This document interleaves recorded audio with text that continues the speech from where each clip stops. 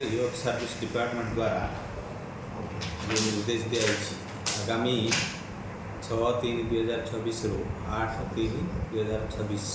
ये 3 दिन जाक आमर इंटरनेशनल वुमेन्स डे पालन कर प्रथम दिन फोकस रहा physical fitness nutrition and mental wellbeing और मास योगा सेशन गोटे फिजिकल एक्टिविटीज रहा। द्वितीय दिन 7/3/2026 आमर न्यू टाउन